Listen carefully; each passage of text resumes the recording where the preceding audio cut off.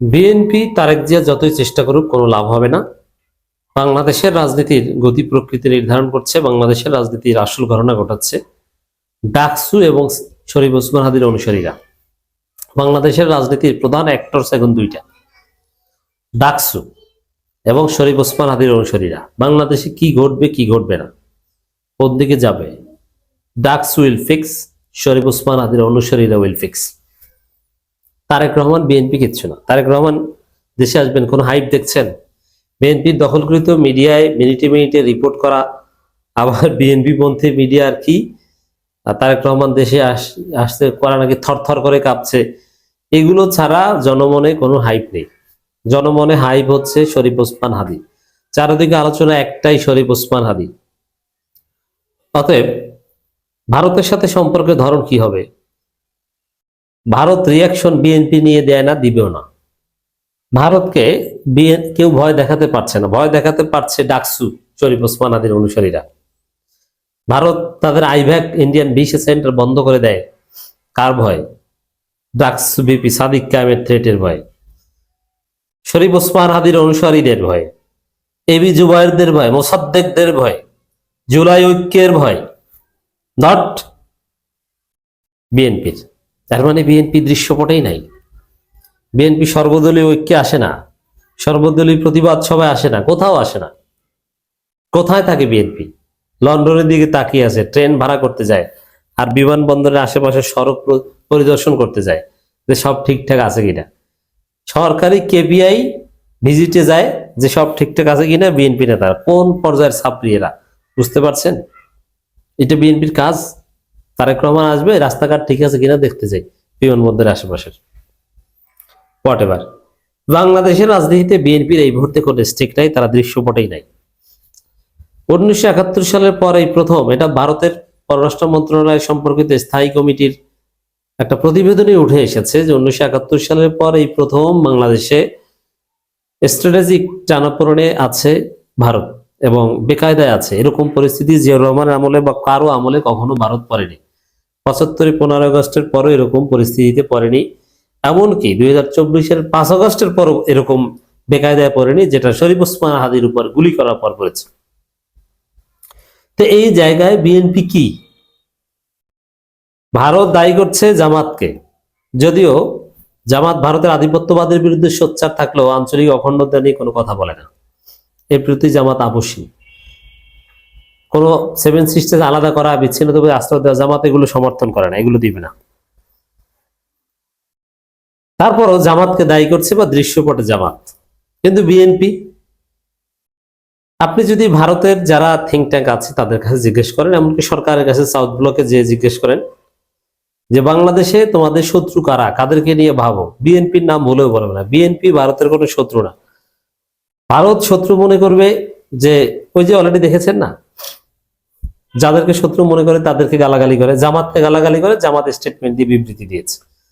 এরপরে জুলাই যোদ্ধাদের চরমপন্থী বলেছে, জুলাই যোদ্ধারা সংবাদ সম্মেলন করে প্রতিক্রিয়া জানিয়েছে, জুলাই ঐক্য প্রতিক্রিয়া জানিয়েছে। অতএব দর্শক, রাজনীতিতে ঘটনা ঘটাচ্ছেন সাদিক কায়েমরা, ডাকসু, জুলাই ঐক্য, শরীফ ওসমান হাদির অনুসারীরা। কিসের বিএনপি, কিসের তারেক রহমান? তারা কি করছে? ট্রেন ভাড়া করছে, ব্যাগ গুজাচ্ছে, ট্রাভেল পাস চাচ্ছে, কিন্তু বাংলাদেশের মাটি থেকে ইন্ডিয়ান হেজিমনি দূর করছে। দ্যাট মিন্স ইন্ডিয়া ক্ষমতা আসা বা বিএনপি ক্ষমতা আসার রাস্তা বন্ধ করছে। কারণ বিএনপি ভেবেছিল যে ভারত তাদেরকে ক্ষমতা এনে দিবে, সে ভারত এদিকে থাকতে পারছে না। কূটনৈতিক সম্পর্ক থাকে কিনা এটাই তো একটা বিষয়। ভারত তার কূটনীতিকদের সরিয়ে নেওয়া উচিত, নইলে বাংলাদেশে লাথি দিয়ে পাঠিয়ে দেওয়া। প্রণয় বর্মাকে গ্রেপ্তার করা উচিত যদি সম্ভব হয়। ভারতের পররাষ্ট্র মন্ত্রণালয়ের সাম্প্রতিক বক্তব্যে জুলাই ঐক্যের আন্দোলনকে চরমপন্থী গোষ্ঠীর আন্দোলন হিসেবে আখ্যা দেওয়াকে ভারতের চরমপন্থার বহিঃপ্রকাশ বলে মন্তব্য করেছেন জুলাই ঐক্য। এখন জুলাই ঐক্যে যারা সংবাদ সম্মেলন করছে, মোসাদ্দেক, এবি জুবায়ের, এরা তো ডাকসু নেতা এবং সাদিক কায়েম নিজেই তো থ্রেট দিয়েছেন ভারতের সাথে এই শর্তে কূটনৈতিক সম্পর্ক স্থগিত করতে হবে প্রয়োজন। ভারতের পররাষ্ট্র মন্ত্রণালয় সম্প্রতি এর কঠিন প্রতিবাদ জানিয়েছে জুলাই ঐক্য। এটি কেবল কূটনৈতিক শিষ্টাচার লঙ্ঘন নয়, বরং বাংলাদেশে গণতান্ত্রিক আন্দোলনের সার্বভৌমত্বের উপর সরাসরি আঘাত। ভারত বাংলাদেশের জনগণের পালস বোঝে না, জনগণ কি চায় কি চায় না এদিকে তাদের খেয়াল নাই। তারা আগে বাংলাদেশকে বাংলাদেশ বলতে মনে করতো আওয়ামী লীগ, এখন মনে করে বিএনপি, এর বাইরে সবাইকে মনে করে হয় মৌলবাদী নইলে চরমপন্থী। যেমন জুলাই যোদ্ধাদের বলে চরমপন্থী, আর এদেশের সবচেয়ে বড় রাজনৈতিক দল জামাত ইসলামীকে বলে মৌলবাদী, মৌলবাদীদের উত্থান। সেই পুরনো বন্দোবস্তে আছে। অতএব ভারত বাংলাদেশে থাকতে পারবে না, ভারতকে সাহায্য করতে হবে এবং করবে। বাংলাদেশের জনগণ সাহায্য করবে, এবি জুবাইর মোসাদ্দেকরা করবে, ওয়েট অ্যান্ড সি। আর বিএনপি চায় ভারতকে ধরে রাখতে। ভারতের কোনো বিরোধিতা বিএনপি করছে না, বরং ভারত বিরোধী বক্তব্য দেওয়া হবে এই আশঙ্কায় ইনকিলাব মঞ্চের সর্বদলীয় প্রতিবাদ সভায় তারা যায়নি। বৃহস্পতিবার বিকালে ঢাকা বিশ্ববিদ্যালয়ের মধুর ক্যান্টিনে প্রাঙ্গণে আয়োজিত এক সংবাদ সম্মেলনে একথা বলেন জুলাই ঐক্যের অন্যতম সংগঠক ও ডাকসু সমাজসেবা সম্পাদক এবি জুবাইর। আপনি এটা একটু চিন্তা করে দেখেন যে ভারতের বক্তব্যের প্রতিবাদ হয় মধুর ক্যান্টিনে, ভারতের বক্তব্যের প্রতিক্রিয়ায় পাল্টা সংবাদ সম্মেলন হয়। ওরা যেটা বলে সাউথ ব্লকে বসে, বাংলাদেশ সেটা বলে ডাকসুর মধুর ক্যান্টিনে বলে।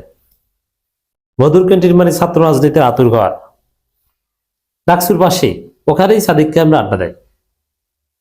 অতএব বাংলাদেশের অ্যাক্টরস এখন এই তরুণরা, বিএনপি নয়। বিএনপির কোনো প্রাসঙ্গিকতা আমরা দেখছি না।